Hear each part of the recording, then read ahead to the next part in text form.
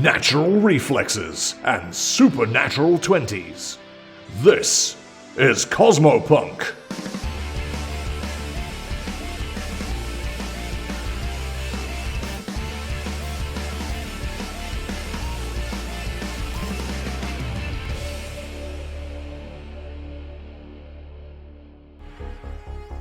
Karmageddon, a homebrew Starfinder story featuring the crew of the Leica 7. Hey there, I'm Cypher, and I play the Yosaki operative Otter and hotshot super spy space ninja pilot by the name of Ryder. The list of enemies who have seen her and live to tell the tale is very short, just like her. Hello, I'm Ty. I play Radar, the Amultra mechanic. He recently had an intergalactic demon god removed from his brain and he's been a bit off ever since. I'm RJ, and I play V the Vesk, a former corporate unethical weapons designer turned independent, slightly ethical mercenary. V and their drone flyby are the team's main mechanic and computers expert, which basically means everything on the spaceship either works incredibly well or is completely broken. There are no in-betweens. Heyo, I'm Adam, Galactic Manager of the Emergency Power Podcast, and I play Sifrix Varfalis, a Dragonkin vanguard large enough to be compared to the hull of a ship, which is how he got his nickname. He's a soldier that lost his daughter in the Swarm War and drunkenly stowed away on a ship heading for the Vast, only to find new purpose helping a Patra in need of a father figure, and a Hoop in need of dunking. Hey, I'm Pan, and I play Bath, Android Kobold Mage and Captain of the Leica 7. Not to mention almost everyone else in the world this time, as I'm the Game Master, the Star Master. Last session, we rejoined V on their weekend break aboard the After Party, the massive starship and holonet studio owned by Galaxy Enterprises. While there, they met Hull and Galatea, a pair of rising holonet stars looking for their big break racing in Galaxy's new hypersports show, Race to the Core, a vehicular combat race inside a huge hollowed-out asteroid called the Iron Circus. The three became fast friends, over mutual love of causing chaos, and V agreed to join them as a temporary third member. They then met their rival teams, the MistWalkers, led by the snooty Karina Helvani, and the contemplative boy genius Arlin Vorka and his SRO robot companions. Not long after, the gang were whisked away by Face Dancer, Galaxy's head butler, who revealed that he'd been actually working for Juniper and Karmageddon in secret from within Galaxy Enterprises. He then produced a temporary robotic body that the AI could inhabit to make the three an offer. Win the race and dip. Then they'd be offered a far better deal with Karmageddon. To show she was serious, Juniper gave you guys a key card that would allow you into the private garage so you could select a new vehicle for the race. After almost punching out a security guard for no discernible reason, the three christened themselves Team Mighty Dominoes and made short work of Frankensteining a bunch of vehicles together rather than just picking one to create Jean-Claude Van Tank, before spending the rest of the night putting it through its paces, destroying several priceless automobiles in the process, and then heading to bed. Which brings us to the next morning. But first, this. Are you ready to rock? More importantly, are you ready to roll? Welcome to No Quest for the Wicked, an award-winning sci-fi actual play podcast using Paizo's space opera system, Starfinder.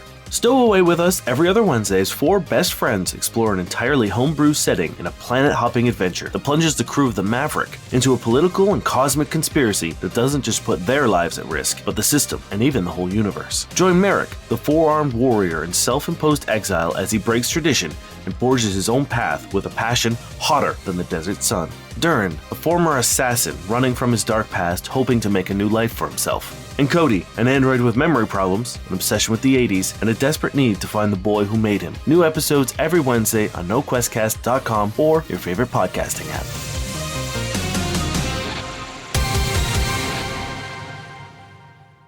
The next morning kicks up.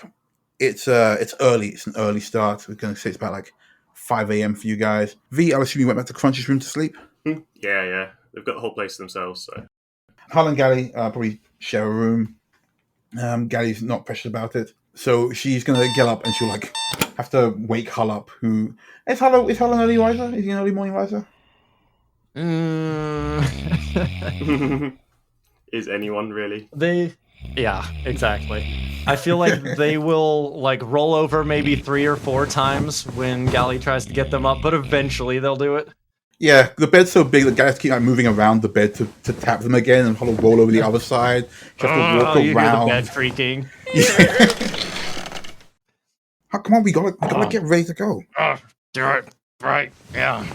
Also, the free breakfast is going to be gone. Their eyes pop open. Right. let me get my pump on real quick. And they hit the deck and they're doing one-armed push-ups to get themselves awake. And then it's like, all right, hops back up, breakfast time. V, it's early morning. You're not really a morning person. We all know this. But you hear a polite rapping on the door. V's gonna slowly rouse, just like get flyby and just throw them at the door so they open it. You don't even turn flyby on. You just throw your drone at the door. No, he's activated. Okay. He'll just go and open the door for me. Right, okay. So at the door are a short, slightly chubby partridge girl with a tangle of blue-dyed braids and a huge green-scaled dragonkin man with metal-edged wings and missing an arm. Galatea and Hull, your temporary teammates. By this time, they're slowly roused, they're upright, they're finding the nearest source of heat, latching onto it for a few seconds to, like, be able to move properly. And then they're going to quickly get back into their overalls and just lean over like, morning. Fair point. We're going to go down and get some of the free breakfast. You want to come? Ooh, free breakfast. Yeah, I'd have it. These are going to, like, get flyby back to their shoulder and then, head out with you. All right. You guys make your way down. The corridors are familiar now to you. It's not hard to get back to the main foyer where you met. You get there and you see that once again, Face Dancer is standing out in the main concourse, and he's like pointing out where to go for the staff. They're all setting out meals and such. They see you three enter, and the color drains from their faces. Fair. I get this a lot. But there is a nice spread laid out for you guys. You're not the first in the room though. Arlin Vorka is there. He's fully dressed in the same like Tintin-esque, schoolboy-esque outfit, and he's just kind of picking at what looks like spaghetti. Looks like pink spaghetti. But you guys have to run the place. Looks like nobody else is here yet. He looks up and gives you guys the best equivalent to a head nod you can get when you're almost all head. The whole body just rotates forward and then back. Yeah, like the quiff moves slightly. Yeah, the axis kind of their floating rotates slightly. The quiff wibbles, and they go back to their pink spaghetti type thing. Yeah, so V will acknowledge this with the barest of nods as well. Mm-hmm. In the interest of brokering some sort of peace. We're gonna have to be careful of them. I feel like they're ahead of the game. Arlin is. How do contemplatives eat? You know what? We don't know. Arlin will start rolling up the spaghetti, see you guys looking and like mumbling to each other, and then turn away so they're facing away from you. If they like, all you can hear is like quiet munching noises. Do they consume the idea of food? I don't know, and I daren't try and come up with an idea for it the now. world may never know. Yes. It's a great mystery. If you're wondering where they eat, V's wondering something entirely separate. Well, they have little bodies. Where does it go, Pan? They have. Okay, look. So a contemplative is mostly brain, just one big floaty brain like a balloon, but they've got like a little spindly body attached. They've got hands and feet, and he's wearing clothes, so he has everything else you're thinking of. Because up until now, I was just imagining like giant floating heads. You know, I should look it up. Actually, I don't know how contemplative would eat. It's maybe one of those things that Starfinder has not specified for a reason. For good reason. Yeah. Okay, I need breakfast. Yeah, you can see there's a big spread out. There's all kinds of stuff. Anything you can think of for a general breakfast meal, you can probably find it here. In fact, Gally has gone straight for the sweet pastries and just loading up on sugar. Oh, okay. Then Hull is going to get some protein. So whatever area has the most meat and or fish will be like, oh, no. So yeah, you see there's definitely like a couple of things that look like a bit like turkeys have been laid out. There are slices of them there, and you just take. I cut a swath through that. Rad. You go up there. There's a chef with a little knife. Goes, sir, would you like some? And you just chop this thing in half. Thank you. Ow. Oh, sir. I hope you enjoy or could taste it. This is really good. Single tear. See, V's not going to push their luck today, just in case, anyone's mad about where they left the tank parked. So they're just going to like make a couple of bacon sandwiches partly in the corner, and then keep an eye on things just to see if they're being scrutinized by anyone else. Fair.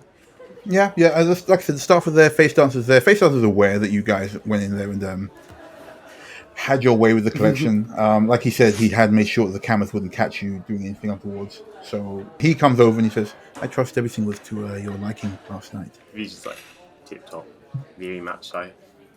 I took the liberty of checking out your ride. Not bad, not bad.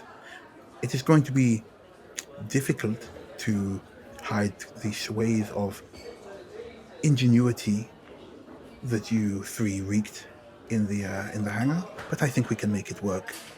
I wish you the best of luck, and so does my erstwhile secondary employer." Yeah, he nods to them. Appreciate it. We definitely didn't get a little carried away or anything. He's just doing like the like holding their finger and thumb together, like teensy bit carried away maybe. Yeah, maybe a touch. As you guys are making polite conversation with Face Dancer, Karina and the MistWalkers enter. Karina, it's pretty early. She's wearing her dressing gown. She's got her hair in curlers. She's come down because, breakfast is breakfast. You can see that Mayhale and Peace have been already ready to go, and they are quite happily just chatting as they come through. Karina looks over, sees you guys, sees Hull, and kind of like gives him a snooty nod, but does not attempt to make any further contact. I think being put in her place yesterday has maybe taken the wind out of her sails a little bit. Just give a little smile and then just do the sup. It's like the head bump. Yeah. Like sup. Yeah, she gives you the sup head nod, and then she gives Arlin Vorka the sup head nod. He gives her a sup head nod. There's a lot of supping going on around here. Just watching all this go back and forth. Like. Some kind of secret language here. You guys grab your seats, start going for your food, and Gally pipes up. She says, "Okay, so I spent a bunch of the night just looking over some of Gaxley's previous works. It looks like this is going to be mostly race, and probably with some kind of, usually has like a battle or some kind of a challenge at the end of it. For the most part," and she brings up a screen for a vid show. It's not in the best quality, but it does show a bunch of space goblins racing terrible looking vehicles just across the flats of a very barren looking desert. It seems like he took a lot of the ideas from this show. The goblins do it. It's pretty much entirely fatal, so it explains why he's taken pains to make sure that we've got decent vehicles and things and insurance. For the most part, it seems like a vehicular obstacle course. What you guys are seeing on the screen is a bunch of goblins in vaguely rigged vehicles doing what looks like American Ninja, but in vehicles. They're also like leaping off the vehicles, attacking each other, stealing parts of each other, and leaping back again. By the end of the show, it seems like only one guy makes it, and he's basically got what remains of a bicycle maybe to make it across. But the crowd seems to love it. Whoa! You see that guy? I don't think he's walking away from that one. Where? So it seems like Gaxi basically pretty much ripped this idea off. The only thing I'm not sure about is the challenge at the bottom. We have to race in a spiral down through the Iron Circus, this big meteor that you guys have seen on screen already. And then at the bottom there's some kind of whoever survives has to win something out. Unfortunately, he's kept it pretty hush-hush, so wing it, and she gives you guys 2 thumbs up. Hull flaps their wings. It's my specialty. Yeah, View gives them the double thumbs up as well. All right. Get on board with this. Team Mighty Dominoes. Hull, physically unable to do 2 thumbs up, will just do 1. All right. After a while, the screen behind you guys was the last time burst into life again. This time showing a countdown, and you hear Gaxi's voice saying, "Contestants, it is so good of you to be here. We are going to be making some real HoloNet history here, so everyone should be very proud. However, there will be one set of winners, and they will be enjoying a unique opportunity to be working full-time under myself, Fleabird Gaxley. Now, I'd like everyone to take their vehicles down to the surface, and we'll be getting ready to begin in about an hour or so. I'm looking forward to seeing you there." Gaxley's face disappears from the screen, but the timer is still up there. It's showing you got about an hour to finish yourselves up and everything. Start getting your vehicles ready. The race doesn't start in an hour, obviously, but asking you to get prepared to go down. Yeah. Everyone shuffles out after a little while out of the meal rooms.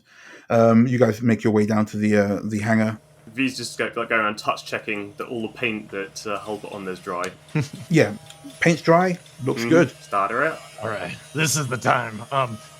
What is everyone's favorite color? Orange. Green. Ah, good choice. All right, so from the backpack, Hull will pull out the spray cans, and he made sure to grab neon colors, right? So that way, when we spray it on ourselves and get in the lights, we're gonna be like light up, glow in the dark style. So that way, we're even more intimidating this way. So Hull just like pulls it up and just like sprays all over themselves, and they're gonna go with they're gonna go with like purple on top of their green. Great. Battle paint. Magnificent. Gary hands V an aerosol mask, puts it on himself. By the time it gets to Hull, it's already way too late. Yeah, no, she knows that Hulk can take it, so she doesn't bother to make him one. And she like holds her arms out and T-pose and goes, "Okay, spray me." I'll just go to town. Yeah. V's just gonna like put their goggles and just like whip them down over their eyes and just like, right, hit me. Got you. Just goes off on you too. The three of you look like the Blue Man Group, but with a diversity slider. So V already had lots of blue on them anyway. yeah, I guess. But now you guys are all one color, solid colors each, apart from where you've covered your eyes and mouths. Yeah, I walk over and stand next to Jean-Claude Van Tank and like hit the light button. And it's like boom, and so they just like glow this neon in the dark color. Yeah. Yeah, for a brief moment, you're at a blacklight rave, just extremely shiny and fluorescent, standing in front of Jean-Claude Van Tank. This is not how I thought you guys were going to handle this, but I like it. I like it. Well, I was just thinking as well, actually, because one of V's things is they don't really like being in big public events showing their face. So being completely doused in a completely different colour from the normal one is very, like, okay with them. Yeah. Perfect. All right, you guys hop in the tank. Sorry, Jean-Claude Van Tank. Mm-hmm. Thank you. And as you do, you see Karina, the MistWalkers, and Arlin Vorka also come in. Their vehicles have also been brought into the waiting area, along with your own, and they all get in there. There's a shudder as the after party lands and docks up against this meteorite. You can see it through the side windows. It's a huge, deep red rock to the meteor, speckled with looks like little flecks of light, as well as lines and veins of what looks like maybe some kind of iridescent stone crisscrossing through it. As the gangplank lowers, allowing you guys to drive your vehicles down onto the surface, everyone give a perception check. 28. 22. Okay, nice. I'll do it for Callie just in case. Alright, she's too busy. Oh, you notice there's a holographic crowd of people who have actually paid to watch this in VR. The crowd spans, it's huge. So you've got all of this meteor, all these rocky faces, but then you've also got all these almost like blue ghosts dotting around all the place, and they're all cheering and whooping and waving and such. But the way it works is obviously because they're holograms, you don't hear anything until you get closer. As you are far away, it looks kind of like just a bunch of weird, creepy, waving ghosts. But the closer you get, the swell of the audience's cheer comes up. You see that a couple of people are wearing Hull shirts from your illustrious Nova Ball career. Ellie, there's ghosts out in the audience. I think they're ghosts of competitors past. Guys like going, as she's driving down. V with a 28, you can tell this is a holographic setup. You can see that there are actually these strip lines that are generating the holograms of people. Well, it's a decent setup. Like a big LED strip all the way down, a big spiral down the meteor. But starting from the top, just looking over into this huge hole, a good maybe up to 10,000 people. That's just the people who have paid the exorbitant viewing fee to be in the main audience. Imagine all those pay-per-view subscriptions. I was actually going to throw that out there. Do you think if they're doing pay-per-view for the VR, they can be set up on the track so vehicles will run straight through them while they're standing there? Yeah. In fact, those are the more expensive ones. The more expensive ones are the ones where you're right there in front of the cars as they come down. So you will be effectively running through ghosts Yeah. who are cheering you on as you're going down this track all the way through the Iron Circus. Track's basically haunted. Imagine the experience though. This is why Gaxley's minted. Yeah, you can tell that Gaxley's really pulled out the stops in this. This is like, as Crunch mentioned to UV, Gaxley's a little desperate to get back in the game, so he's making a big show. And as Juniper mentioned to Yuhal, her employer would like nothing more than to see him taken down a peg by shitting all over his big shows. Yeah. We're about to ruin this man's whole career. He's a little petty. So the way this works, as I mentioned before, is that you will have a choice of 2 roles. You can either stunt or you can speed. During these times, you can use stunts to do the cooler things. The crowd will cheer you on. Something might happen if the crowd like what you're doing. Who knows? Or you can go for pure speed and just try and blast through. All right. Hull's getting a little antsy. It's like, Oh, it's about time to start. Yeah, V sitting in the van, cracking their knuckles. As you guys are sitting there waiting, watching the crowd, you see a knock on the window. Who's in the back of Jean-Claude? I think it's V and probably Hull, I guess. Cool. Who is it? Hi, I've been told to hand these out. As you look down, you see it's one of the security guards from earlier, one of the Domino players. And he's holding these 3 pretty thick, chunky metal disc-shaped objects in his hands. Oh, hey, buddy. What you got? What are those? These are your safety cocoons. I need you to strap them on. If anything happens, Safety cocoons? Oh, Yes. It's actually the one that's scared of you guys. So he's like, yes, it's in case anything happens for your own safety. The cocoon will expand, and you won't be able to leave, but you won't be able to be harmed either. And then our medicine come and pick you up and patch you up. Wow. Is this like a new technology? Because that's pretty amazing. It's something that Mr. Gaxley had to look into recently, and we think it's going to be a pretty big in our sports arena. So please take these from me so I can leave. I suppose sports make more sense if all your staff participants don't die all the time. So yeah, V takes one, and Good point. do you just put it over like the shirt, or? Actually, I'll say that you guys take them off him. He goes to the other cars, hands them out as well, and then he goes to the front and does that whole airline stewardess thing where he's pointing out how to make it work. You please place your safety cocoons on your chest like so. If you pull on the lever here, you can see that, and you can see he pulls the lever. The cocoon flowers outwards with a hard light projection, which encases him all the way over. He starts to make some more hand movements before pulling once again, and the hard light cocoon shrinks back in. He says, "I'm sorry, I thought you couldn't hear me when I was inside, but yes, that's how they work. So you just make sure you attach them to your chest. At the worst, you can just pull the tag on the side here, and it will protect you from that. In case you are unable to pull the tag, after 10 seconds, it will automatically go off if you are ejected from your vehicle and in distress." Hull will lean down to V and be like, I think I'm most impressed by the fact that you could see how he was still super sweaty through it when it came out. Oh yeah, he's very sweaty. Oh wow, he's very sweaty. I roll for sweatiness. Did you just roll for "You sweat? rolled for sweat." Roll for sweatiness. Yeah, this guy. He's intimidated by most of the races, but he's terrified of you two. So. Well, we've had a profound impact on this man's life. Anyway, moves on. We've done well. Gally, why don't you... And it leans in again. Why don't you take a look at this thing? This could be useful for us in our travels. Sure, sounds good. Although I think I'll try taking it apart afterwards, just in case. Yeah. All right. Then that means we're gonna have to not use it, right? I mean, we're not going to lose anyway. Yeah. Yeah, that's right. We're not. You can tell from what the guy was saying that these are one-use things. His one, he managed to take it, put it back in again, because I think it's designed so he can show it off like an airport. Yeah, a demonstration one. Yeah, like a demonstration one. But these are one-use items. Yeah. Okay.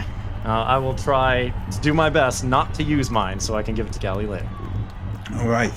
The crowd begin to swell as the hologram chicks actually make their whole bodies bigger, and a massive sign starts to light up across the top of the sky as well as fireworks go off. Welcome to the Iron Circus. Gaxley's voice starts to reel off the same thing as well, more for the crowd benefit of their own. Each team will have their own vehicle and make their way down the Iron Circus, a pit drilled into a large meteor with several challenges along the way. They are allowed to attack each other during the racing sections, but this isn't a death ball. If anyone dies, a life bar will automatically appear and keep them stable while medics retreat. There's a cartoon version of exactly what the guards showed you guys. Yeah, I'm confused. This is much safer than anything I've ever done. You guys move up to the starting line, and the huge hologram lights above you begin to count down. Before you get going, what's the order, guys? How are we setting ourselves? I'll say that Adam, you can choose where Gally goes. Let's see. Gally's pretty good at piloting. How's V with piloting? V's average, to be honest. Their pilots Okay. plus 15.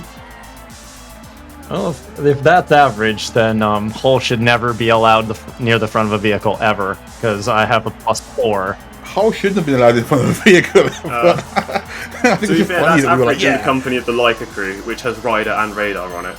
Who are both like ace Fair pilots. So.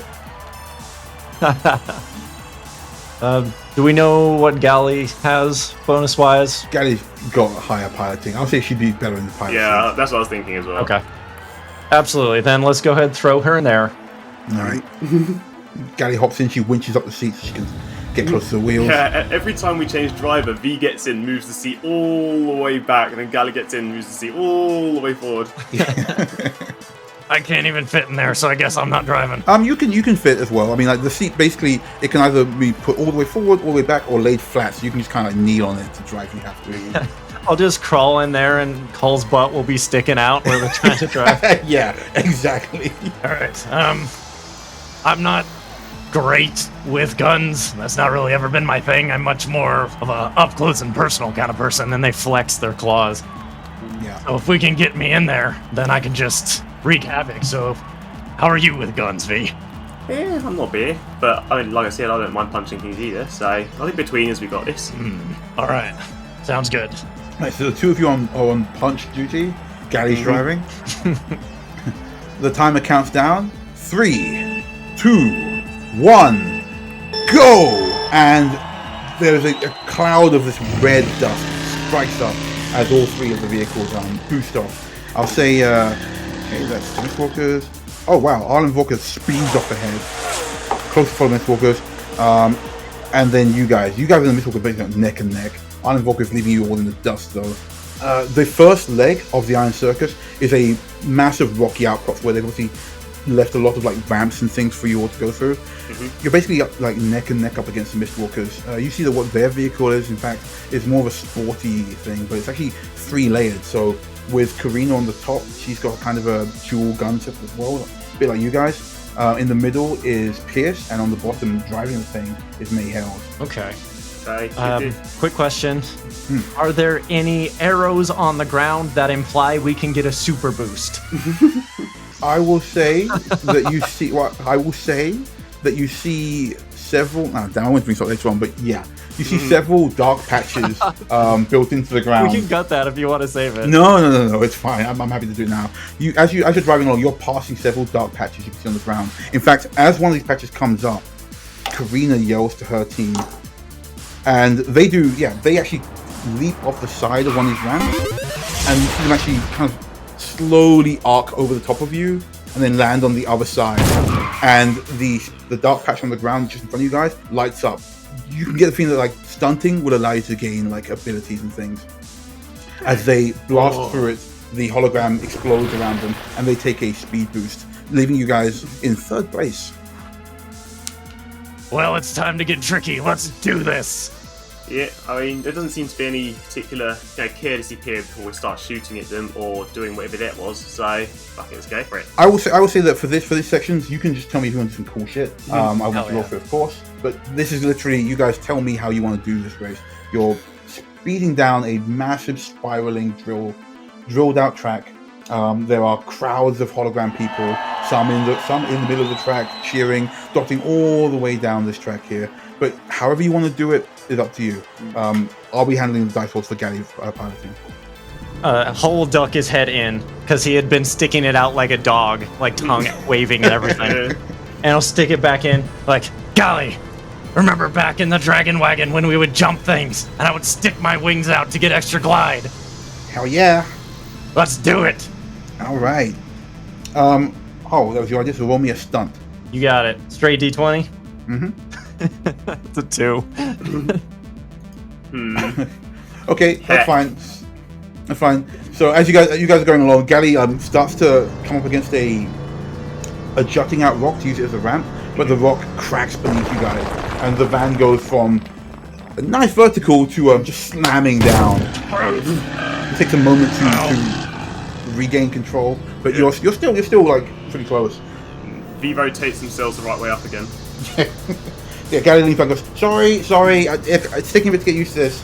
It's good. All right. Do we see any ways to get ourselves moving faster like that vehicle did? Yeah, there's another speed booster coming up. We just got to pull off something to get it going. V, any ideas? V's gonna wind the turret around so it's facing directly behind them, because they figure that turret's gonna have a lot of recoil, and if you need something to get it kick-started, just fire the cannon backwards at full pair and see how much that gets us. I love it. Okay, you know what? I'm gonna say Is there anyone behind us? no. You guys are in the last Okay. place at the moment. There's 3 of you. Okay, I don't even feel weird about doing this. Things beat themselves. I'm gonna say you can do this with either stunt or weapons. You've got 0 to stunt, but you've got 3 to weapon. Oh, I'm gonna go for it in the weapons. We're gonna bring you are. I don't know why I ballistic even brought it up. trajectories into this. I'm Yes, so hyped. good. It's 18 on the dice. Oh my days. Woo! Let you do the rolls from now on. RJ, just describe how this works. So, actually, that's the point. What does our cannon fire? Yeah, is it a laser? Is it a projectile? Because I'm kind of hoping it's projectile for this. You tell me if it's projectile. I'm fine with that. Yeah. I drew holes in the barrels. I'm going to say it's projectile, and also because I want it to be projectile really badly. So, he's going to wind it all the way backwards, just like dial in the fuse on the shells, and then just pull the trigger. So they're just going to fire both the cannons backwards and have them explode behind them. And you rolled 18 on the dice, right? On the dice. Cool. So that's 21. So yeah, you you whip this thing around back, and that rock outcropping that you guys fell off a moment ago just explodes, shatters into shrapnel as you blast this thing away. For a moment, you can't hear the engine over the deafening roars of the crowd as they cheer this move. And by cool space physics, you guys get a sick boost as you smash through one of Hell these. yes. This soft light hologram rather blows open, and you are zipping forward. V, I like your style. Nice, you guys pull ahead of the MistWalkers. Karina's looking at you like incredulously, like, how? That doesn't make any sense. And yet, you pull away past them. Doctor Strangelove and how I learned to stop worrying and love the bomb. Oh yeah. Where the bomb Oh, is yeah. dropped, and he's just sitting like with the cowboy hat. Oh, I wish we had a cowboy hat. V needs a hat. So I'm just imagining that, just leaning out the turret, like hollering his van like cannonballs his way. Oh, yeah. So cool. So you guys pass the MistWalkers. You're easily catching up now on Arlin Vorka, who's actually pretty much solely just doing. He's like, you know, in Mario Kart people just like keep doing speed boosts. Mm-hmm. That's basically what this guy's doing. Like, skidding to the side, using the spiral motion. Pulling off little spins and flourishes, and the crowd are eating it up, giving him boost after boost.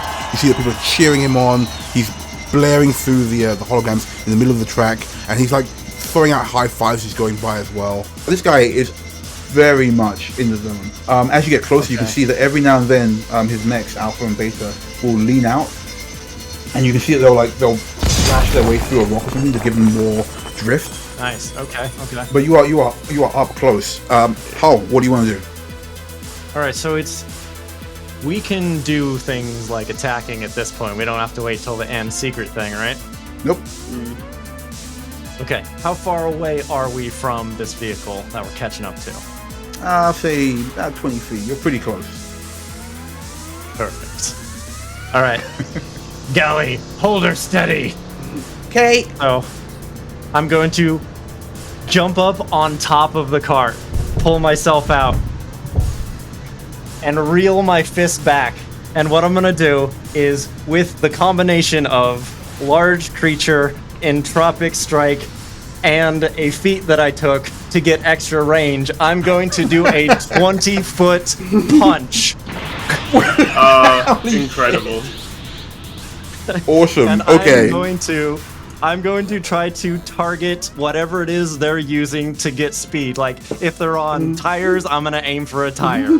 You know, whatever they're using. So you see this thing is like a big smooth hover bike, so it's got like these big round panels that are giving it upward lift. Then that's the plan. What is it? What is it? Like you like Captain Falcon this thing? Essentially, it's like it sends out entropic energy 20 feet, and it is also acid. So I'm going to try to corrode this thing as I punch it. Is the attack in the shape of your fist? Just like a wave of fist-shaped acid? 1,000,000%. Yeah. It's just a giant acid claw, like woof. That's sick. Okay, give me that damage. Give me a hit. 2 hits. Okay, that is a 33 to hit. Yes, that's Yes. Okay, I love it when things go to plan. for 31 acid damage. Holy shit. Wow. Wow. Okay, yeah. So, God, let's see how that handles. You lean out the side of the car. I'll say that it's got handholds, so you can like get a good grip, and you just like, oh no, you can't. You've only got one arm. I'm digging my claws on my feet like into the roof. Just Oh, nice. Basically Okay, anchoring yourself. nice. And you send this acid claw flying. Arlin Vorka barely gets time to react, attempting to veer out of the way, but one of the liftovers on his bike just takes a massive slash, and you can see that like this green. Is it green? Your attack? Mm-hmm. Okay. Absolutely. These green claws start to like ooze out on it, and a little bit of smoke starts to rise. He struggles to keep it steady, and you can see that Beta, the other SRO, is trying to lean out and trying to fix it, but he's slowing down considerably as Gary puts the pedal to the metal, and you guys whiz past. You are now in first place. Karina as well whizzes past as he slows down so he can fix it. And our turret is still facing backwards. Yeah, your turret is still technically facing backwards, yeah. However, I'm going to take the next turn first. The MistWalkers. V, you're still facing backwards, right? Yep. Cool. You see Pierce, the stocky, short guy with the tattoos. He's leaning out the side of this vehicle. This kind of like, just like a sleek black triangle with a purple stripe through it. But each one's got a layer, like those French trains. Yeah. You can see him like kind of testing the air with his finger as he lunges forward, and his whole arm becomes this massive lash of tentacles. Which Hal, you're on top of the tank, right? Yep. Can you make me a reflex save? Absolutely. Like it looks like he was aiming for the gun, but Hull's just a much larger target. That's a 15. 15. Not as well anchored as I would like. That is you are not. Hull, you are dragged backwards. You are fully dragged. Like these tentacles wrap around your waist, and you can see Pierce like straining to pull you off. Unfortunately, you're a huge dragon man, so it's not as easy as it might have been if he'd caught like V or even the turret. I'll take it. Yeah, you are effectively grappled at this point by this tentacle arm. Okay, I can handle that. V, you're up. Right. Okay, so normally V can do something, and then if they don't move, Flyby can do something. I don't know how that applies when we're in a tank. Bang. I'll allow it, sure. Yeah, okay. Okay, so like, V is going to see like Hull getting severely animated on the roof. Why? Why, dude? You didn't have to go there, but now. Now it's there. Then they're going to act to prevent this by sending Flyby out through the hatch as well to go back down the tentacles and hopefully just smack into whatever's down there or distract them long enough to give Hull an advantage. Okay, so it's Pierce with his arm transformed into a tentacle. He's grabbing onto Hull. So you want to shoot? You want to send out Flyby to shoot Pierce? I mean, I was just going to flap in his face, but shooting, I like shooting. Shooting works for me. Yeah, give me an attack roll for Flyby.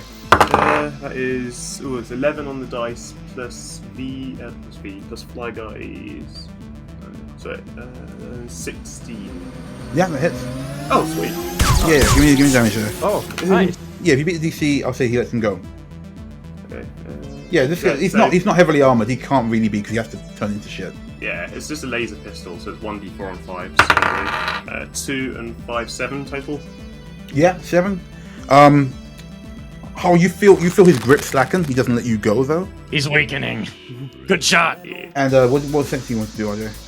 So then V, who's going to stay in the turret, is just going to start manoeuvring it towards Pierce. Okay, you're going to just turn to aim at him, right? Yeah, I don't know if I can do 2 attacks in one turn. So I'll say no. You'll say Yeah. you're just like trying to throw him off, give him the willies. at a minimum, the sight of a tank barrel pointing directly at you might weaken his resolve a bit. Yeah, no, for sure. Gally's going to like shout up to Hull, like, what should I do?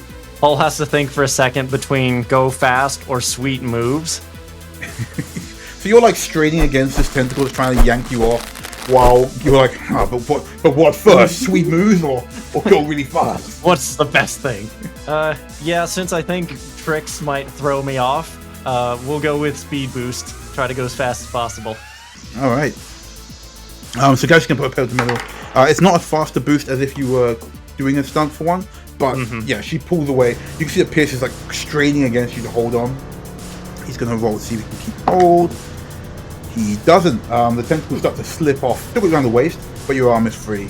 I give him a little salute as they fly off. Yeah, he's laughing. He seems like he's having a good time as well. I like this guy. Flyby swears at them, but they just hear bleep. Mayhel 3 leans out the window as well, and she levels what looks like a long rifle. She's going to take a shot on Hull. Okay. That's why Pierce was laughing. It's 24 hit. It does not. Okay. Hull is a heavily armored big boy. Yeah. So the question now is, does it just hit him and bounce off, or? Yeah, because Hull's got those plated wings. So yeah, it just like kind of like pings off the wings.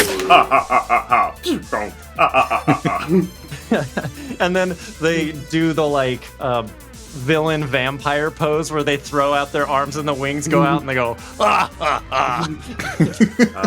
Shame. Gally's struggling to pilot against the drag. Hull almost gets blown off by the wind. Like a kite suddenly. Sorry. Hull will get down like low. You hit Gally on the comms because guys, come up to a fork. I'm gonna take the left. She's going to lean towards the left.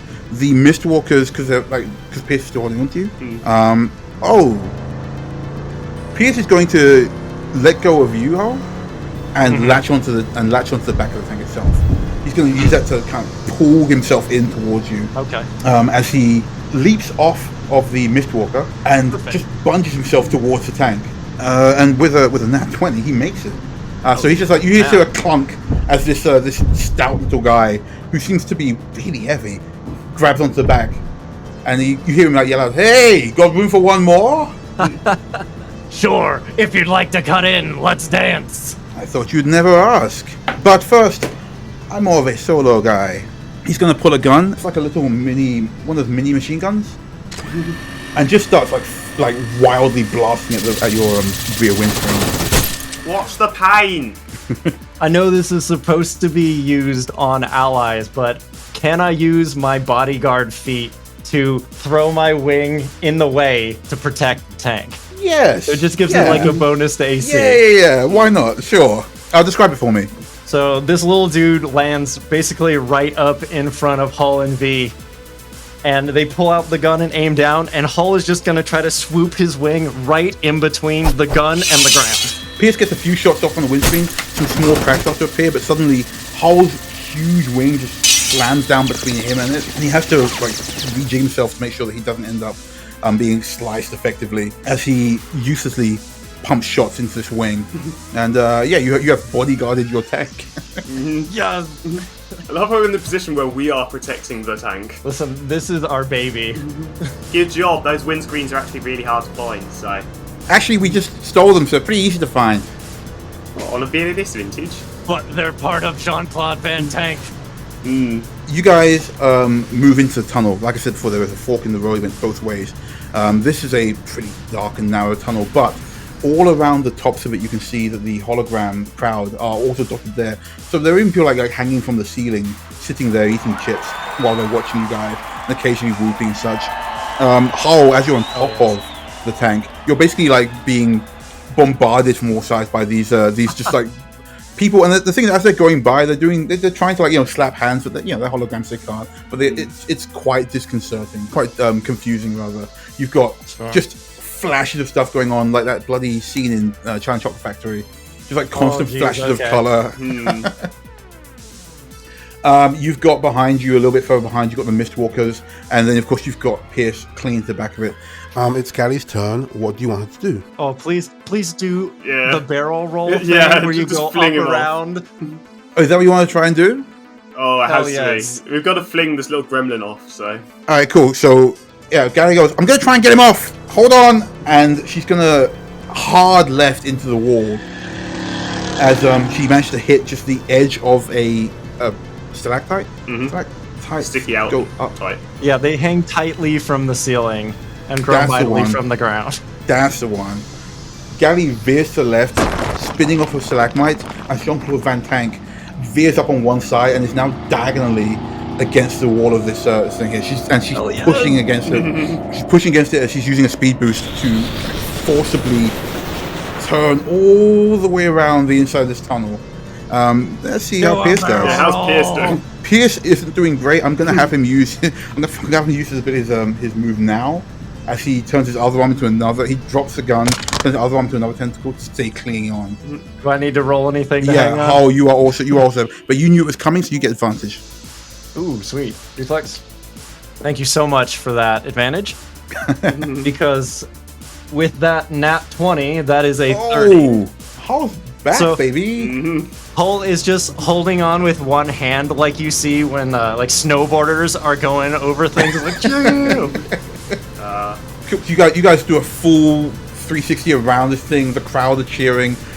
You can see them like kind of like they don't come in through the interior, but you see them up against the window as they're constantly like this massive, constant blur of faces. People are cheering you guys on. That's so disconcerting. It's extremely disconcerting. I love it. V, what are you doing? You've got a tentacle armed man on the back. You've got Hull on the top, and you've got Gally pulling off sick tricks. So V's can just see Pierce just about, because he's just about clinging on still, isn't he? Yeah, So- he's clinging on with both arms of tentacles, clinging onto the thing. So you may recall that V can breathe fire. I do recall As that, we do yes. sometimes. Yes. And we're in a van, so V's just gonna open the back doors and just like grab onto one of the grab rails with one hand and just go out the back of him, and it is. Does he have a save, or is it just like a hit? He has a reflex. It'll just be save, a right? reflex. Oh, okay, cool. Oh, I love breath weapon. I It's know, so it's so cool. great. And this is like the first level one as well. nice. Yeah, V, you lean out of the car, take a deep inhale, and you just wash this guy in fire damage, fire breath. How much damage is that? So that's 3d6 worth, which is 12 damage. Yep. And he gets a reflex save. What's the DC on that? And DC is 10 plus Okay. half my, sorry, 10 plus half my level plus my combat. Don't class. worry about it. He got a 2. So Ha. yeah, you see this flame wash over him as he takes this full whack of damage, and he just launches himself off the back of the car. His arms, as he does, he shakes, he sort of dusts himself off because he's still a flame, but his arms revert back to human arms. But then out of his back pop 2, not as big as Hull's, but wings that he uses to effectively parachute himself backwards onto the Mistwalker. And Mayhel reaches her hand out, grabs him, and slots him back inside the second level. No, I didn't know you could fly. Oh well. You gotta have respect. That was a good move. Yeah, V just slams the door. Impressed. With that done, you guys come bursting out of this tunnel. The holograms, which were before like a kind of a pastel blue of people, as you've come to the second section, the hue changes to each hologram now is more of a deep pink. So you can see right down now into those who can. I guess Hull and Gally can. You can see right down now into the actual whole of the Iron Circus, and as you look down, there's a spiraling wave of all these holograms in various different colors, indicating which level you're on. I'm gonna roll and see what hazards happen on the second level. Ooh. That's a 4. So shots fired. As you guys come out, Mistwalker behind you, you see smoke pooling out of the back of the vehicle. Right alongside you, bursting through what looks like something like overgrowth, is Arlin Vorka, who looks, as much as a giant brain can, pretty miffed. You can tell mostly because Beta is holding up a very large gun and is going to take a shot on you guys. They've drawn frowny eyebrows on their robot eyes. So you've got like a frowny eyebrows that appear, but they're like really big. And they're going to take a shot. Oh, you're still on top of the thing, so they're going to take a shot at you, buddy. That's okay. Does a 17? No, 17 doesn't. What do you want? 17 does not hit. So you're good. Are they both shooting at me, or? Yeah, I'm gonna say he's not even gonna try and speed up. He wants a bit of payback first. So second one is 28. My KAC is 31. Holy crap! Wow. So again, these guys, it's not even that they're missing. These guys are trained. It's just that you are so shielded by these huge metallic wings that it's just kind of pinging off. You can just hear these heavy slugs just slamming into Hull. They're bouncing off. They're like the rock slides are shattering next to you guys. But yeah, Hull is hale and hearty. Somehow you're stronger than I think. I'm just impressed. Zavid looking up through the hatch. V, what are you doing now? You've got Arlin Vorka on your right, trying to take shots at you guys. You've got the MistWalkers a little bit further behind now. And ahead of you, you see that you're coming to a much steeper dip into the chasm. So V's tempted to just wind the tart around and just keep unloading back at... Do it. Yeah, by all means, man. You want to take a shot? Take a shot. Yeah, because the MistWalkers are less of a concern now. Like they're hanging back a bit, so we're just going to do this by target selection rules. And yeah, V just winds the tart around, like opens the back van door, sticks their finger out, gives them the finger, closes the back van door, goes back to the controls and just fires on them. Okay, let's go. The sass is important. Right. Well, go ahead and use that weapon roll again then. So it's straight D20, isn't it? Yeah, you got +3. Yeah. Oh, that's good because that's 13. Okay, 13. You take a shot with these boom with these cannons, but as they hit, you see that there's a bubble around Vorka's ship. Oh. So Well, looks like it's shielded looks too. like he got a little bit smarter after being taken out last time. All right, fair enough. Yeah, at least we're still winning. Let's go for another 3. That is nice. So on 3. You guys remember I mentioned that this meteor is popped with little like these blue lights, these like glowing blue rock areas over there. You'll come out now to a big cluster of them, and you can see as you get closer that they're not small at all. These things are pretty large. In fact, go ahead and give me perception, both of you. Oh my god, I have to jump it. 16 plus 27. 25. Oh, sorry. 25. Cool. Yeah, you both see that these don't look like rocks necessarily. These look like eggs. As the Jean-Claude Van Tank runs over a bunch of them, and they burst open. Oh shoot! Yeah.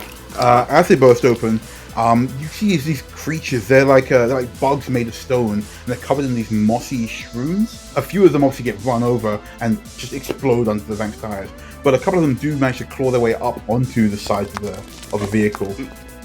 I'm going to say that 3 of them do. Oh my god, why do people keep trying to hitchhike on off in? It's because it's so cool! Yells Garrett. It is incredibly cool. It's a good point. It's a good point. Yeah. So, you guys have 3 of these core crawlers, like, clamping their way up the side of the vehicle. They're going to start taking bites out of the tank, actually. No! Ooh. Jean-Claude. Okay, yeah, so these things start to eat away almost at the metal of the tank. Then their stone jaws crunching into it. And Jean-Claude takes 16 damage. Ooh. No! Gally's like veering left and right trying to shake them off. Oh, you're up. Of all the things I would love to do, Hull has to try to get these things off Jean-Claude Van Tank. Okay, so how big are they about?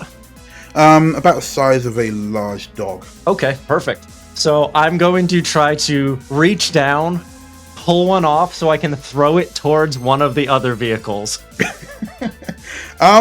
Sure. Yeah. Sure. I'm just thinking how it would. Yeah, fuck it. Sure. I mean, if it helps with the dynamics of it, I do have a feat that allows me to throw an ally a size smaller than me. So it's basically that. Yeah. I'll say that these things are definitely not your allies. No, that just means you have to punch them first. Give me an attack roll. I'll give me an attack roll just to grab one of these guys. Let's go. Rolling hot tonight, baby. That's a 32 total. Oh my days! Yeah, you You just reach out. This thing was like jumping into the side of the tank, and then its legs waggle in confusion. It's not on the tank anymore. Where'd it go? You just got it in your hand, like this rock bug, dog size, and you're going to toss it at which vehicle? So the MistWalkers behind you guys, and Arlin Vorka's right beside you guys. Yeah, so I'm going to throw it right at the MistWalker vehicle right behind us. Okay. What would that be for a throw? Yeah, I could do strength. Is it even worth having hull roll strength? Go on, yeah, whatever. You might get a 1. You might get a 1. I might get a 1, absolutely. Yeah. Is that athletics or just raw strength? Let's go raw strength. Raw strength, you got it. 16. A 16. Cool. So you toss this thing. The camera pans to Karina's view of the cockpit, which is suddenly just covered in this bug goo as it slaps against the windshield. What the hell? Got him. PS, deal with this. And they fall behind a bit more as they can't see, frankly. The other two are still on there though. Can I still do like a movement thing? Yeah, you can still move. I'll say you grab this thing off the side. Okay, so up on top of the roof, Hull is going to move their wing shield, and I'm going to use my ability to align my shield with Arlin Volker, so that way I get an extra bonus from their attacks. Oh, nice. Okay.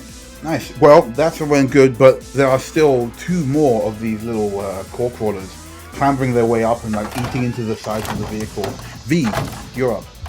See, I'm thinking we can either try and get them off by shaking them off, or we can try and get them off by making the van so much faster they can't hang on anymore. Both are valid options. So V's going to turn their attention to the engine, and can I roll engineering to see how much further towards the edge of braking, where it's at its most powerful, we can make this engine? We gotta hit the NOS? Yeah, you know what? We'll call this another speed roll. Roll play out for me. V is going to, because this thing's rear engine, so they're going to duck back into the back of the van and go to Gelly, you put it in, I don't know, maybe 6th gear and hold the accelerator halfway down for a second. I'm going to try something to make us faster. Okay. Yeah, she's gonna. She like reaches down. This gear stick is very complex. There are so many gears. Yeah. With a maze of movements, she puts it into 6th gear, and yeah, she holds it down just enough to let you do whatever you want to do. Right. I'll say you roll me a speed, and then we'll see how it comes. So on the dice, it's only a fucking 20. Sick. Then let's go. Let's go. Yeah. So in the van, like when she's done like her Fast and Furious gear change, V's just gonna lean in with their custom rig, just like plug it into the back of the engine, type something in, press enter, and then ideally the engine is going to go significantly louder and faster as a byproduct. Yeah, so we see V leaning over the side of the engine. There's a lot of typing sounds, and then just one loud enter as the engines roar. Danger to manifold comes up on the screen. Yeah. There's a bunch of like lights flashing. Guy starts flicking a lot of switches, kicks something else. These guys rocket forward, away from the MistWalkers, away from Arlin Vorka. I'm going to see if these guys can hold on. One does not. One does. So one of the core crawlers just bounces off the track down the road. Nice. The other one is still biting its way through though, and it is biting into Jean-Claude for 7 damage. So yeah, what is the total damage for our van? Or sorry, the total health for our van even? Yours is 300. Oh, okay. Oh, that's not so okay. These guys, these are babies. You can find out later if you want to get worse. These are babies. There's meant to just be a lot of them. Regardless, yeah, the little one is still biting away as you guys weaving your way through this this weird, not quite a forest, but like this weird collection of like these little rocks that keep popping around you guys like alien eggs. And core crawlers are jumping onto the van. Some are hitting, some are missing. Another 2 jump on though. The first one already took its hits. These 2 haven't managed to get a hit in yet, but they are starting to like clamber up. They're clambering up now. They can see you, V, because you leant out of the door to mess with the engine. So they're actually coming towards you now. Oh shit. Gary is going to keep up the speed. Vorka and MistWalkers are far behind. Yeah, screw it. You know what? She's going to take a shot. Karina is like, she kicks out her windscreen as it folds outwards and allows her to like lean out with this small handgun. which expands and expands and expands into a sniper rifle, which she's going to level at you guys. Oh no. Hell yes. Yeah, it's this really ornate, long barrel, and it's going to take a shot. I'm not going to try and hit half. I'm just going to go straight for the tank. Damn, they've learned. No. Yeah, they've seen that you're like shrugging off a bunch of these shots, so they're going to go and hit you guys where it hurts. They're going to try and aim for the treads in your tank. No! Now that is 21 damage on old Jean-Claude. And you guys can't see. Well, I mean, is anyone looking back? Oh, you can still see. You're still looking back, but you can just about make out that she's giving you the finger. We've established contact. Arlin Vorka has 2 crawlers on him. He's going to be busy doing that for his round. We're back up to Hull. Gally is basically drifting her way through these things. They're popping all around you. The core crawlers are either exploding off you, this thing covering like this blue goop, or they're like flying through the air past you guys as she's just drifting a full swathe through the entire nest. Cool. Alright, Hull is not great at long range, so he's going to do the only thing he can right now. He's going to try to dispatch this extra bug that is on top of the Vank. Yep. So I'm just going to punch down and just slam it into the ground. Yeah, one of these guys has crawled up towards the top of the Vank, but they are met with a gigantic dragon fist as you give me that damage. Give me that attack, rather. Okay, not my best roll here, but at least it was on a small bug. That is a 18 to hit. Yeah, that's fine. These guys, there's a lot of them, but they're easy to hit because there's so many. So yeah, you bring it down. They aren't strong, so actually wait, no, this was the one that you already hit. Yeah, this guy's already been damaged. So yeah, go ahead and just tell me how you finish it off. Like you just pop this thing.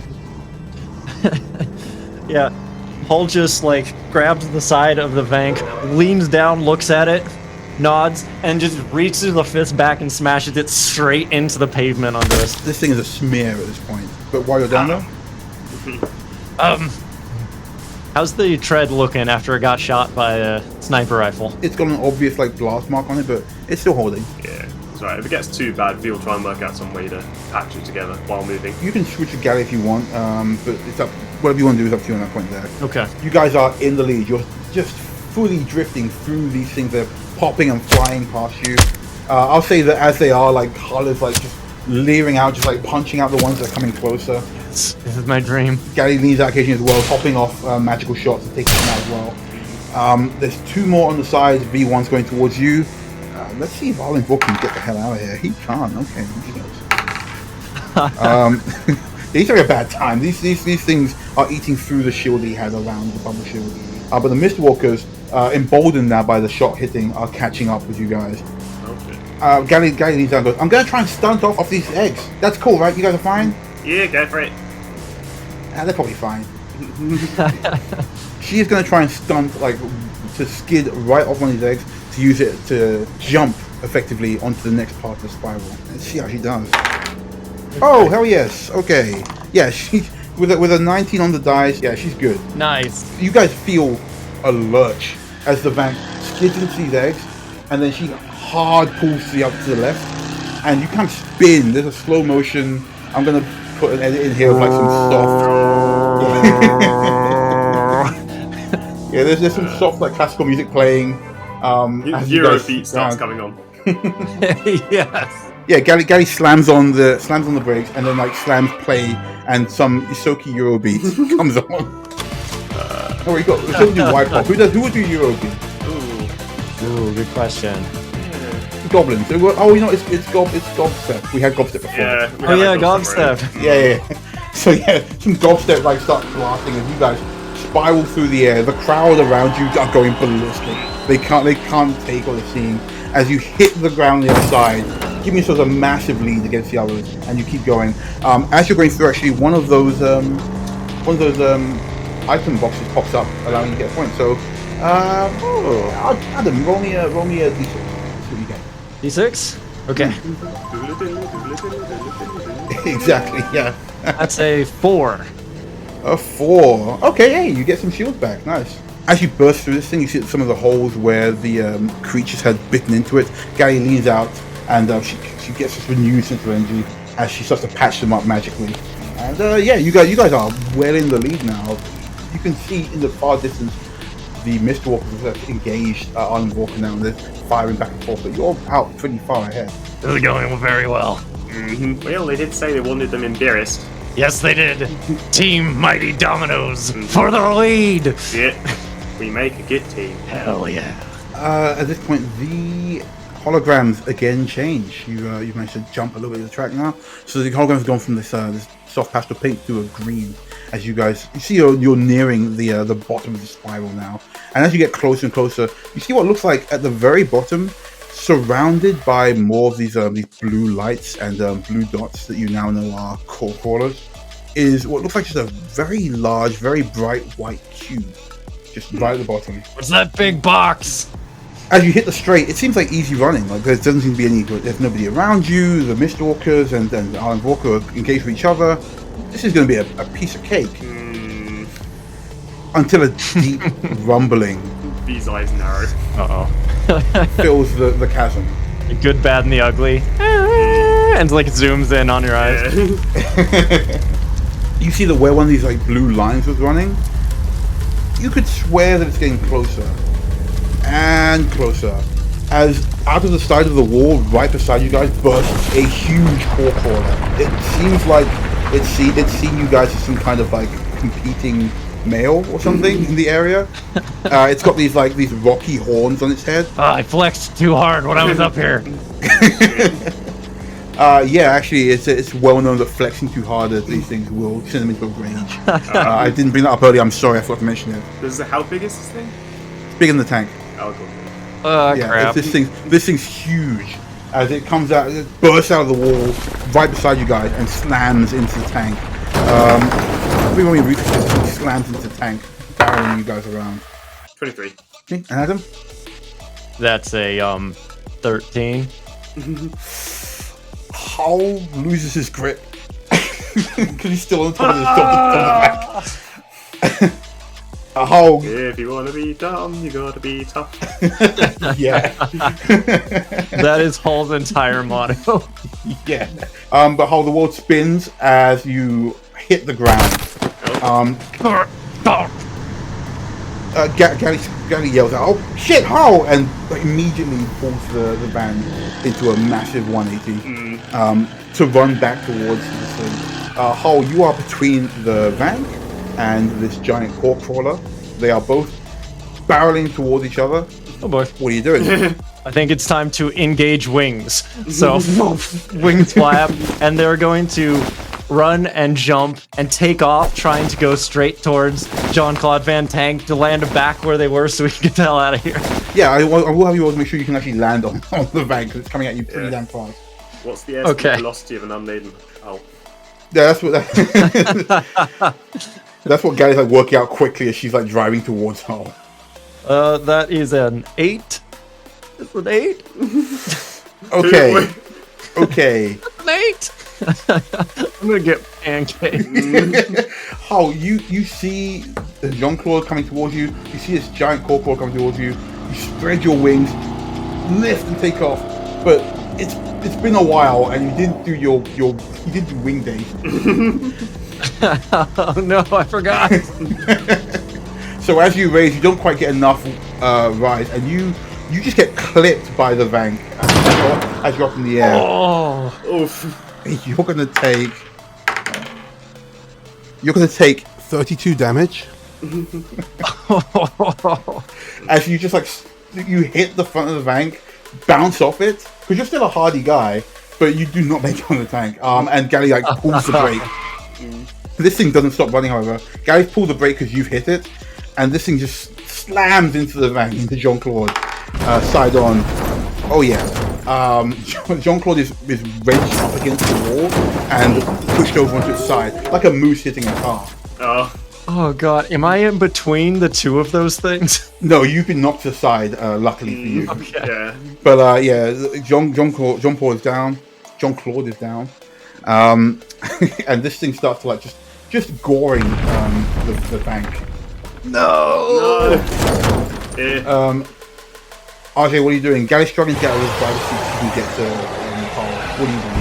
Well, V's still in the turret, so they're just gonna, if it's still working, wind it all the way directly upwards towards this stupid boulder bastard, and yeah, just if You're they on can, your, they're you're on just your side. So you're on your side, so the tank will only like aim upwards. This Yeah. thing is basically hitting the Oh, undercarriage. shoot. oh drat, yeah. In that case, I mean, you can get out. yeah, Like, Galley's trying to get out. yeah, okay. V's just gonna kick out the back door then, the one that they opened earlier to flip people the bird, and then crawl out the side and get round to get Galley out of the other side. Forget me, get Hull. Okay, yeah. In that case, they're just gonna sprint. But, I mean, how's Hull doing after being basically roadkill? Ooh, okay, so they were thrown off. I think, like, since all of this is happening super quickly, Hull is still, like, rolling on the ground. They, like, smash it, and they're just, like, rolling to, like, a tumbleweed. Like, Yeah, I'm not gonna lie, this hasn't gone the best right now. But yeah, V's gonna sprint over to where Hull is, and there's not really much. I'm also going through abilities, trying to find something that's gonna help with the situation. You can just help. You can just help Yeah, him me up. too. Yeah, you want to just get back to the ship. Let's get him up the normal way with Yeah. arms. oh, thanks. Right. Is now a good time to talk insurance? Now's the time to put the Vank back on its treads. We gotta keep going. Yeah. Yeah, you guys see the Galley is like trying to keep the thing occupied, like blasting with metal bolts, so it doesn't keep attacking the bank. You've got this big creature just smashing into your car, attacking your friend. You're about 30 feet away. You didn't roll very far, and V's helped you up now. So is it distracted enough that it is no longer right under where the treads are, or is it still right there? It's pretty much right there. Yeah, Okay. the guy's like on top of the side of the car, like pinging it, so it's like getting distracted. But it's every now and then just like keeps ramming the side of the bank. Okay. Then, after having been helped up, Hull will put one hand on V's shoulder and say, I think we need to punch it. Is that no? I'm in complete and full agreement with you on this one. I need this to be like both V and Hull do a Yeah, punch at like the same time. Oh, sweet! I love that. Okay, you rear back and you prepare a strike, and as you do, V comes up beside you as well. Hull, give me your attack first. RJ, roll for me as well. Okay, that is a 29. That is 26. And because I want to try to punch this thing away, I'm going to do bludgeoning. It's 12 on the dice plus unarmed. Yeah, 21. Okay, so seeing that you're both squaring up to strike this thing, Galley hops back down into the driver's seat and flicks just all the switches. She turns the music up to full volume and bathes the two of you in a cacophony of neon lights from all the LEDs that you added to Jean-Claude. The giant core crawler rears back. It's dazzled by the insane reflections from the LEDs that are coming off the neon spray paint that you guys are actually still covered in. The two of you, the two of you both rear back. It's a full-on like Kill la Kill anime moment. Guitar riff. The gobstep's still blaring out to the side of this thing as you guys both punch this creature full on in the nose. The sheer force cracking off one of its horns and sending it reeling backwards. It rears up on its hind legs, making a loud chittering noise, spitting weird blue goo all over you guys, But I was already orange. and just burrows down into the ground away from you. Yes. Yes. We Yes. actually used the war paint in war. It's fulfilled its This purpose. is the best day ever. No, best day at work ever. That said, though, as you are reveling in your victory, Arlin Vorka does speed past you two. Ah, I Shit, knew yeah, it. there's also a race going on, isn't there? Guys, we gotta get back on treads. Come on, help me out. We're just gonna like pick it up and roll it over. Yeah. So using straight strength rolls for everyone. Yeah, you know, Gary gets up to for what it's worth. She's gonna help as well to like roll this thing over. Like, Galley could go in and, like, start the treads moving, so it, like, when we go to push it over, it, like, catches, you know? Oh, nice. Okay, yeah. That's a good idea. And get Yeah. So she's gonna jump in and get that going. What do you guys get for strength throw? Straight strength? As you both straining against this thing to lift it. Okay, if it's straight strength, that's 13. and then the V that's 17. Nice. I'm gonna say with Gary pumping thing as well. Then yeah. It's a little bit harder going than you'd like, but you guys managed to hoist the Jean-Claude Van Tank up onto his treads. His treads. And with Gally pulling it into gear at the right time, you guys look like you're back in business. Golly, gun it. Go. Just like jumps in the back. Yeah, it's already peeling off as the two of you like leap on. Are you getting inside again, Hal, or are you staying on top? I think at this point, Hull's gonna just try to hanging be off the side. inside, so they're like not slowing the tank down aerodynamics wise. we gotta hit the speed now. Yeah. Yeah, Arlin Vorka's like he's blasted off ahead. The MistWalkers are coming up alongside you as well. The MistWalkers are actually being chased by a lot of those smaller ones. So you can see that Pierce and Karina are both like trying to attack these things while Mayhem's has taken the wheel. So they're not looking to like catch up anytime soon. But you guys all veer off. I'm gonna have Gally roll for speed, just try and catch you up to Arlen. That's cool. Yeah, there's a peel of. Do tire tracks peel? Fuck it, they peel now. There's a peel as the tire tracks squeal out and you are blasted off. See, that's why we practiced doing all those donuts earlier. Hull will lean into the turns. Okay, it's the final stretch.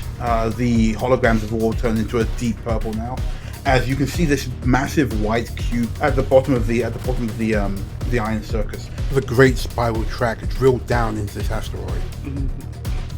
The crowd is thick here. It's actually people paid a lot of money to be in the actual track, so it's actually kind of hard to see because there's too many people. Looks like they may have made mistakes just setting out so many tickets. You guys veer off and you're back on track. This large moose cold caller has exited stage left. Does not like being punched in the face, so it's fucked off. You're coming over a ridge, and over that ridge you can see some smoke ahead. Does it look like the finished smoke of victory being let off by people at the finish line, or is this some shenaniganery afoot? Yeah, is it like burning oily smoke as someone crashed and burned? Yeah, in fact, as you get closer, you see that Arlin Vorka, his vehicle is effectively a flame. He's covered in these bug things. It looks like he's taking a bad spill, and you can see him like fighting them off. It looks like Alpha's taken a hit and is out of commission. Beta is still fighting as well, but they're not looking great. It's pretty tough. However, you're coming up on them. What are you looking to do? See, the sportsmanly thing to do, I suppose, would be to pull over, check they're alright, and get them on board, and then continue and finish the race so they don't get killed by the crickets. Thinks V as they drive past. So, okay, so let's role play this out. So you guys are coming up. Gally comes out with a comment. Goes, guys, I think that's Arlen Volkerson. He's looking in trouble, but he's also in the lead. What are you thinking? Like I said, the sportsmanly thing to do would be to pull over and help him out, but I don't really wanna. What do you reckon, Hal? Do we show clemency or give him the finger? You think we could like swing by, just like grab him out of there and keep going? As long as it doesn't count as them winning jointly with us or some bullshit. Unless we rescue them, drive all the way to the finish line, stop, kick them out, drive over the finish line. Yeah, I think that would be the best way to go. Yeah, we might not even need to stop. Yeah, let's see if we can grab them on the way by. There you go, fine. We've compromised is what we've done here. okay, got it. And Gally's gonna like ride Jean-Claude right up close as she can to Arlen Vorka, who is atop his flaming vehicle with claw crawlers clambering all over. Beta is out of commission. Oh no. Robot. Yeah, they're starting to bite into it. You can see that he's like pulled out looks like their CPU chips, so he's like holding it away from them to keep it away from them, as Alpha is also trying to fight back. And you got how are you doing this? Like you are so close. There are so many core crawlers. What are we doing here? Yeah. So you said that they took the CPU chip out of the downed robot, right? Yes. Okay, good. That means I don't have to try to grab that body. Cool. All right. So as we're going by, I'm just going to try to reach out with my big hand and grab this contemplative. Grab it by the brain stem. It's structural. That's awful. Do not do that. That sounds horrible. I'm trying to use my hand like a net. Like. Okay, I'm gonna roll for Gally because she's gonna have to ride effectively just through a bunch of these core crawlers. They are toast. Gally rolled well, so those big teeth on the front of the Jean-Claude van just covered now. They were originally spray painted with some red, like fake blood. It's definitely they've fully been eating these bugs now. There's a lot of these bits caught in the teeth of this thing as you guys splash through. Arlin Vorka goes, "What are you doing?" You hear in your mind as contemplative speak Helping. And just boom, grab. You grab him as he's surprised. He is clinging to the arm of Alpha as well, so Alpha's also clinging to. You can see Alpha's could V like lower half grab is missing. the body of Alpha and like pull that thing in? Yeah, V will go for Alpha if Hull's getting the big brain. Yeah, sure. So Hull grabs, just without saying anything other than just helping, Hull grabs Arlin. V reaches out and grabs Alpha's upper half, rather, which is all that remains now. So this has been going through them, and you guys are now riding with an extra 2 in tow. Wow. And once again, we have hitchhikers. This thing's basically a bus. I'm gonna start charging fears. Arlin hits the ground and he's like, "Oh, thank you guys.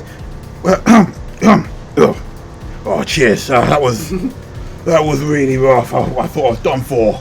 Now, Gary turns around to Arlin and says, "What's your voice?"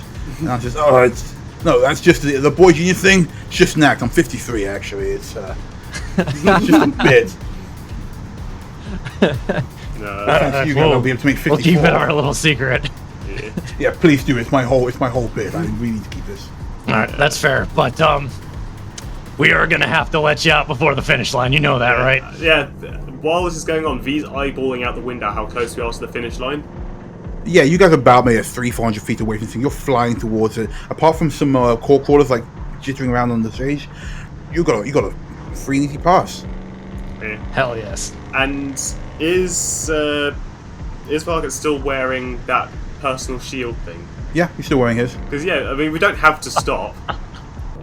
Wow. No, we don't. And Contemplatives can fly, right?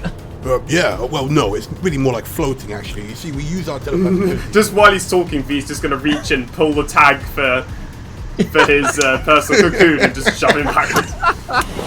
I can tell boy. Where you get to make and he hits the ground. The cocoon pops up around him,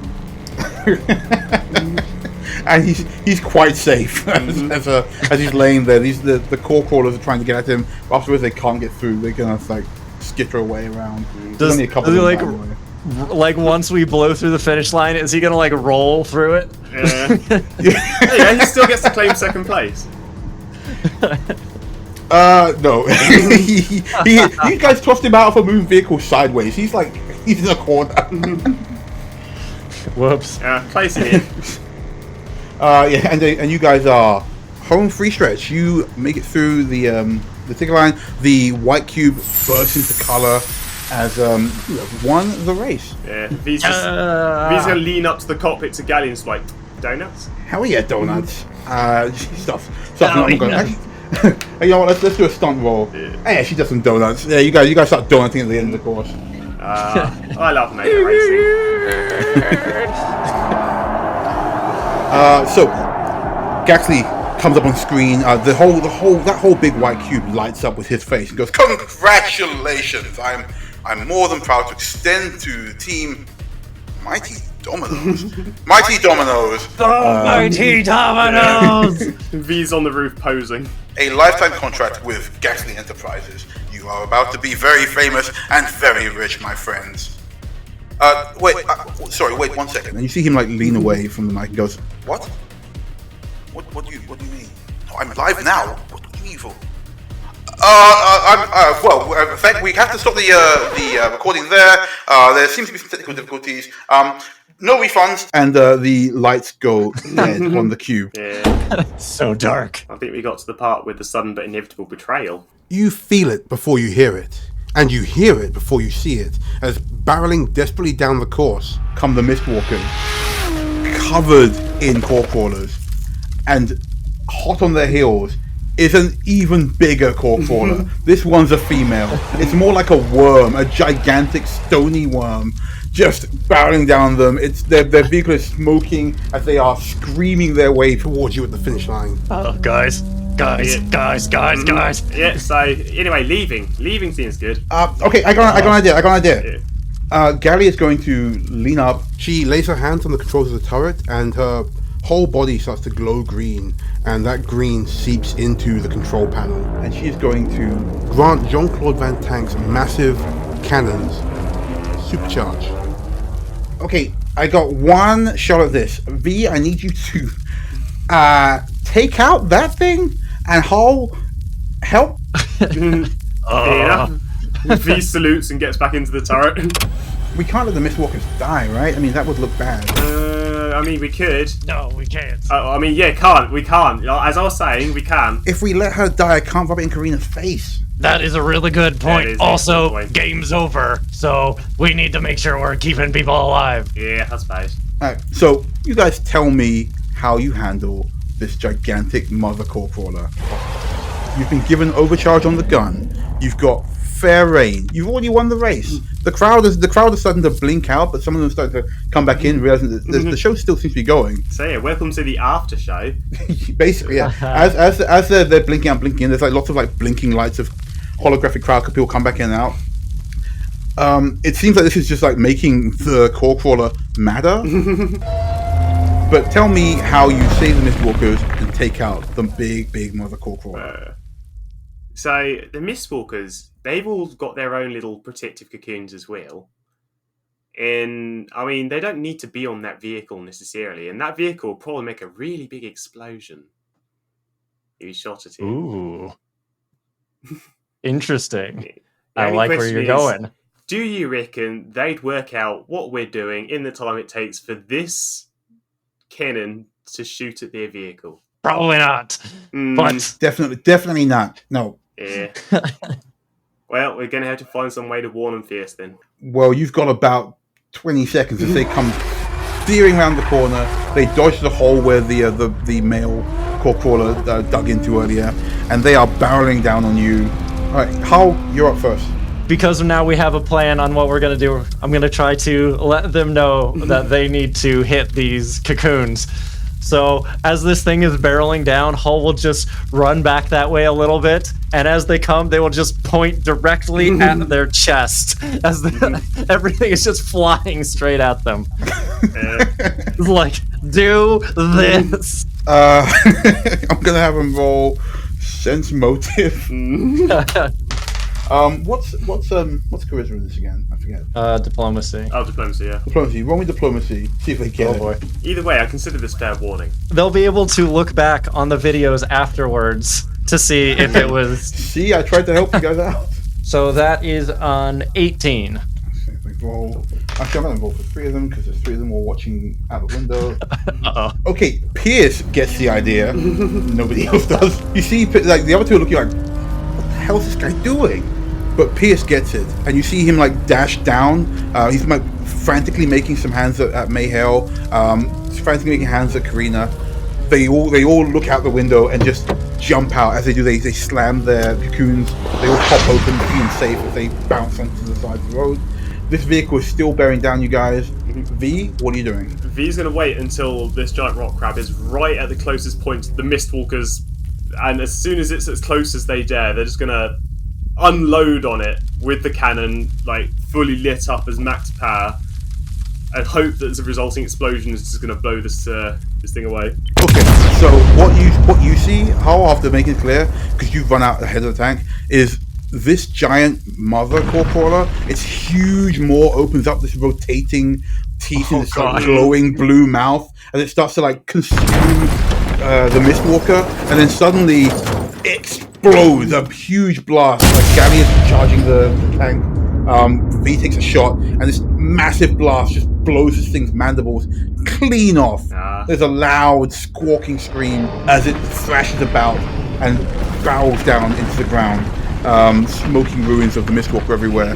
You can see that Arlin, Vorka, and the MistWalkers are okay, and Alpha's okay as well.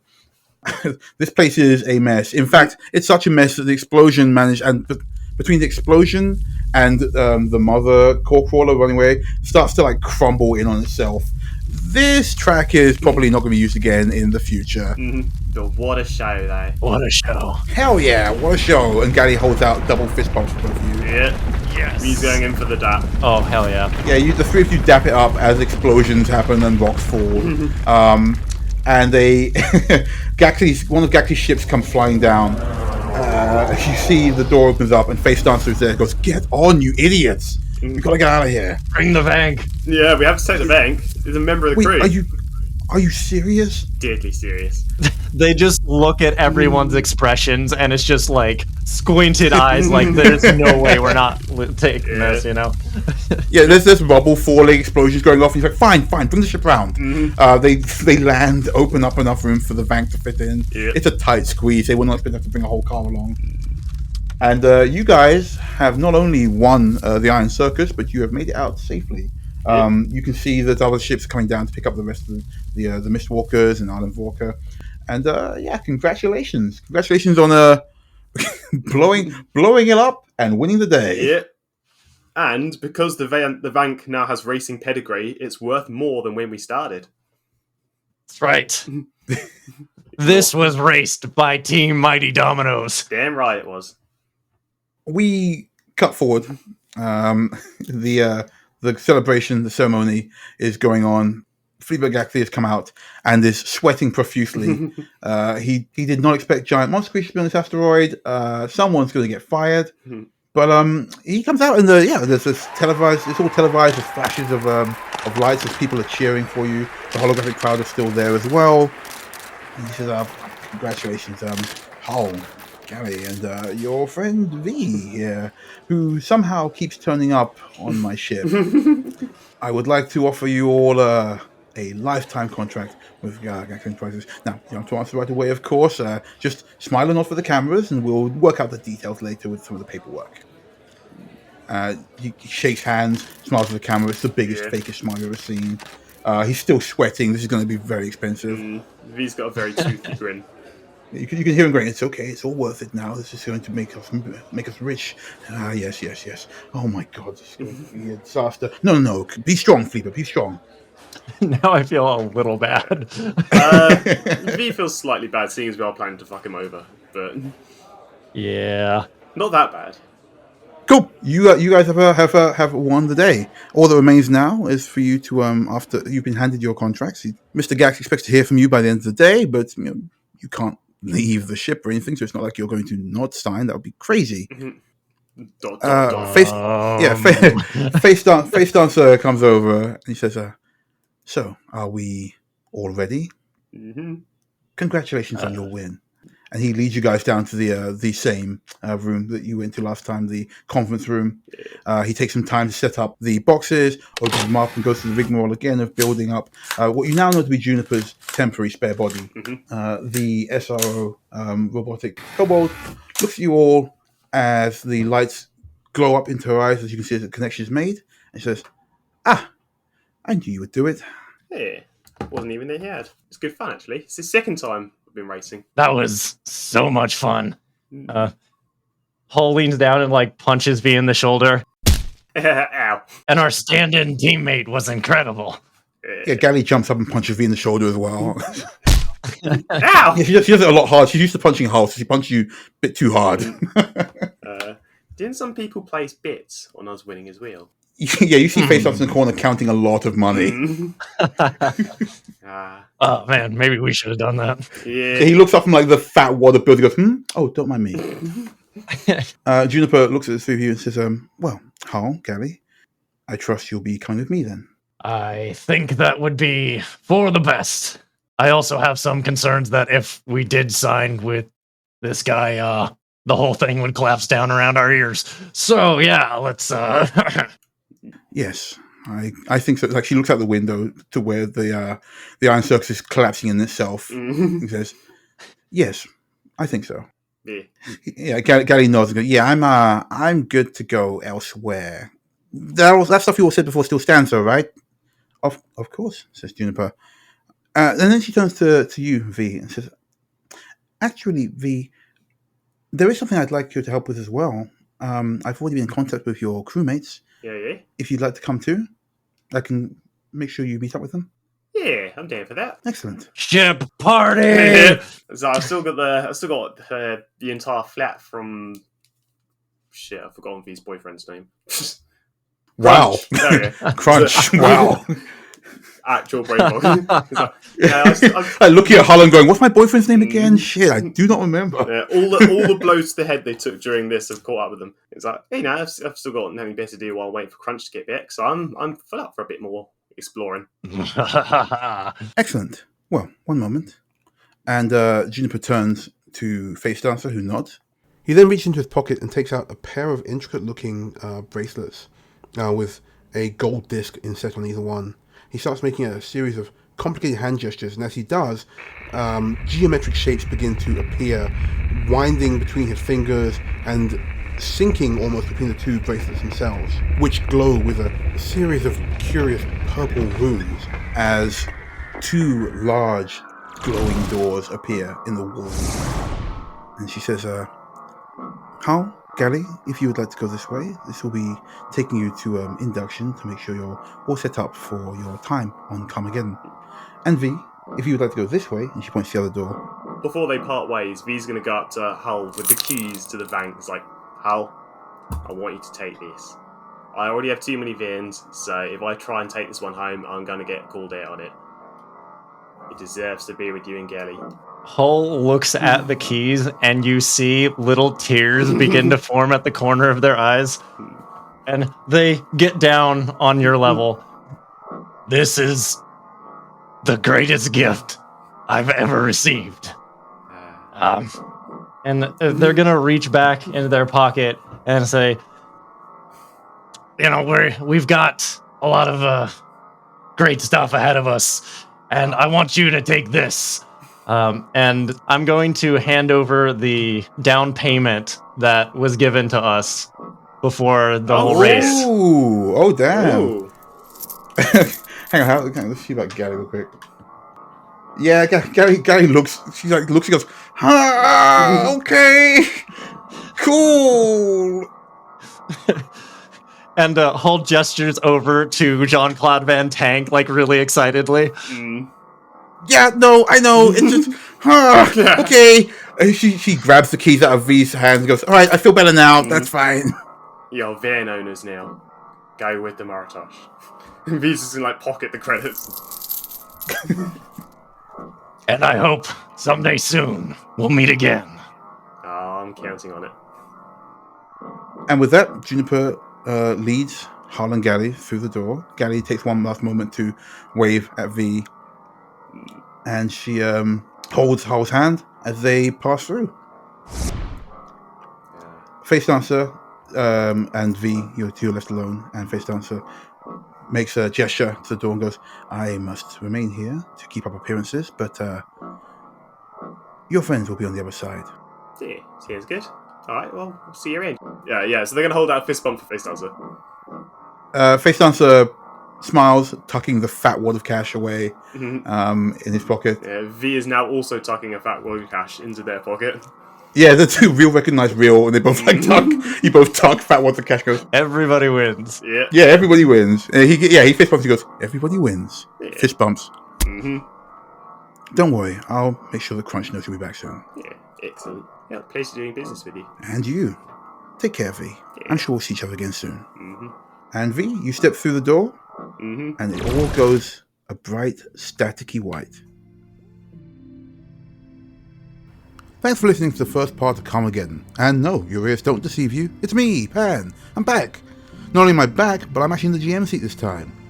I just want to take a moment to say that if you'd like to hear more about Harlan Galatea's adventures prior to meeting V, you can. Search for the Horizons Unknown Starfinder stream on YouTube, or wherever you get your podcasts, like this one, to find out more about everyone's favourite dragon and partridge duo. And who knows, maybe this won't be the last we see of them.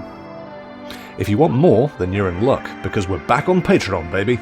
We're starting up the Drift sessions again, where we do retrospectives on past shows as well as blooper reels and banter breaks, where we talk about what we get up to outside of the show. We couldn't do this without your support, so big thanks to Alice, Donald, Grumpus, Janice, Rose Lissette, and Finn Cross. We're also on Discord and all of the social medias. Links to everything are in the description below. Once again, thank you so much for listening and supporting the show, and we'll see you all in 2 weeks' time. Till then, shoot straight and roll high. Auf Wiedersehen.